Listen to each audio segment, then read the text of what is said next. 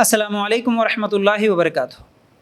میرے بھائی اور میری ماں بہنوں، آج میں آپ لوگوں کے سامنے یونیفارم سول کوڈ کے تعلق سے کچھ اہم باتیں رکھنے کی کوشش کروں گا۔ دیکھیے، اصل میں یہ یونیفارم سول کوڈ ہے کیا؟ بہت سارے لوگ شک میں پڑے ہوئے ہیں۔ سب سے پہلے ہم لوگ اس بات کو جاننے کی کوشش کرتے ہیں کہ ہمارے اس ملک ہندوستان میں جس مذہب کا بھی ماننے والا ہو، اسے آج تک اس کے مذہب کے مطابق عمل کرنے کی آزادی تھی، اس کے مذہب کے مطابق شادی بیاہ اور رسم و رواج کرنے کی آزادی تھی۔ لیکن جب یونیفارم سول کوڈ بنے گا، اگر یہ قانون لاگو ہو جائے گا، تو پھر اس کا مطلب یہ ہوگا کہ ایک دیش ایک قانون، اس دیش میں رہنے والے تمام لوگوں کے لیے ایک ہی قانون رہے گا، چاہے وہ شادی کے طریقے ہو، لین دین کے طریقے ہو، پھر اسی طرح پراپرٹی بیچنے اور خریدنے کے معاملات ہو، اولاد کو گود لینے کے معاملات ہو، طلاق کے معاملات ہو، ان تمام معاملات میں ایک ہی قانون بنے گا۔ یہ ہے یونیفارم سول کوڈ۔ اب سوال یہ اٹھتا ہے کہ جو ایک قانون بنے گا وہ کون سا قانون بنے گا؟ کس کے طریقے پر وہ قانون بنے گا؟ آج تک تو اس ملک میں رہنے والے ہندو ہو یا مسلمان ہو یا عیسائی ہو، سکھ ہو یا جین ہو، اپنے اپنے مذہب کو فالو کرتے ہوئے شادی بیاہ اور لین دین اور طلاق کے معاملات میں وہ لوگ اپنے اپنے مذہب کو فالو کرتے ہوئے زندگیاں گزار رہے تھے۔ لیکن جب اب ایک قانون سب کے لیے بنے گا تو پھر وہ کس مذہب کے طور طریقے پر قانون بنے گا، یہ سوال ہے۔ جب وہ ایک قانون بنے گا تو پھر دوسرے مذہب والوں کے طور طریقوں کو کیا کیا جائے؟ اب ان لوگوں کو اس پر عمل کرنے کی اجازت دی جائے گی یا نہیں دی جائے گی؟ اب مسلمانوں کے لیے جو بھی طور طریقے ہیں شادی کے طریقے، جیسا کہ مسلمان شادی کرتا ہے تو 3 مرتبہ قبول ہے بولتا ہے، ایک ہندو شادی کرتا ہے تو 7 پھیرے لیتا ہے، عیسائی رنگ پہناتا ہے۔ تو اب شادی کا جب ایک ہی قانون بنے گا تو ان تینوں میں سے پھر کون سا قانون بنے گا، یہ سوال ہے۔ پھر اسی طرح مسلمانوں کو 4 شادیاں کرنے کی جو اجازت تھی، اب اس پر بھی پابندی لگے گی، تو ایک ہی شادی کرنا پڑے گا۔ پھر اسی طرح برقعے کا کیا ہوگا؟ مسلمان عورتیں برقع پہنتی ہے تو پھر اس پر بھی پابندی لگے گی۔ مدرسوں کا کیا ہوگا؟ جب ایک ہی قانون ہوگا تو پھر پورے دیش میں ایک ہی سکولز اور ایک ہی سبجیکٹس ہوں گے ایک ہی طریقے کے، تو پھر سکول اور مدرسوں کا کیا ہوگا؟ اس طرح کئی سوالات ہیں۔ تو یونیفارم سول کوڈ کا مطلب یہی ہے کہ ایک دیش اور ایک ہی قانون۔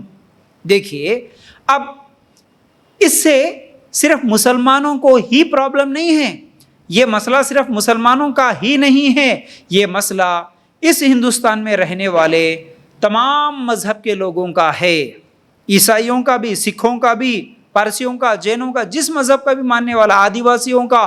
اب ان لوگوں کے تمام طریقے جتنے بھی ہیں، اب ان طریقوں کو بھی چھوڑنا پڑے گا۔ پھر وہ کس کے طریقے پر عمل کریں گے؟ سب کے سب، یہ سب کا پرابلم ہے۔ اب اس پرابلم کو لے کر ہماری ذمہ داری کیا ہے؟ اگر یہ بل پاس ہو جائے گا تو پھر تمام لوگوں کے لیے مشکل ہے، تو اس بل پاس ہونے سے پہلے ہم کو کیا کرنا ہوگا، اور بل پاس ہو گیا تو پھر اس کے بعد ہماری ذمہ داری کیا ہے؟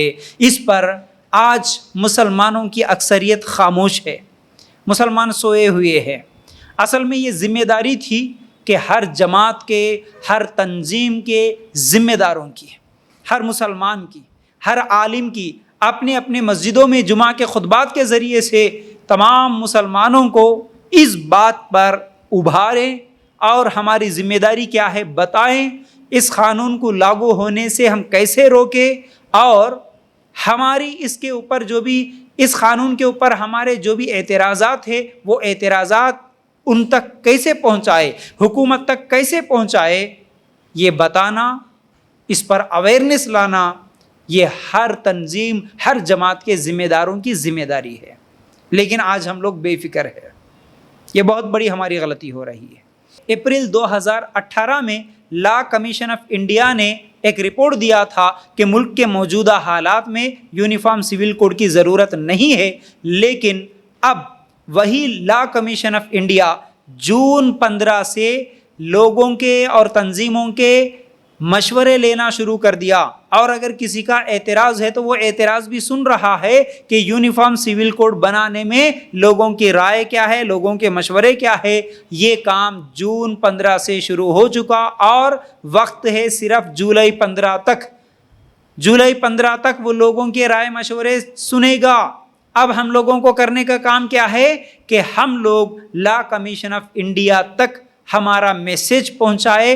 اس پر ہمارا اعتراض ہے تو کیوں ہے، ہم ہمارے ایڈریس کے ساتھ اگر ان لوگوں کو بھیج دیں گے تو پھر وہ لوگ ہمارے مشورے، ہمارے رائے کیا ہے، ہمارا مشورہ کیا ہے وہ سننے کے لیے تیار ہے، ہمارے اعتراض کیا ہے وہ سننے کے لیے تیار ہے۔ تو ہم لوگ لا کمیشن آف انڈیا تک اپنے اعتراضات اور اپنا میسیج کیسے پہنچا سکتے ہیں، میں آپ لوگوں کو ڈسکرپشن میں، اس ویڈیو کے ڈسکرپشن میں ایک ای میل آئی ڈی دوں گا، پھر اسی طرح ایک ڈرافٹنگ بھی آپ کو وہاں پر ملے گی تیلگو زبان اور انگلش میں بھی انشاءاللہ۔ آپ اس کو فل کر کے اپنا ایڈریس لکھ کر پوسٹ کر سکتے ہیں، یا پھر ای میل آئی ڈی کے ذریعے سے آپ میل بھی بھیج سکتے ہیں۔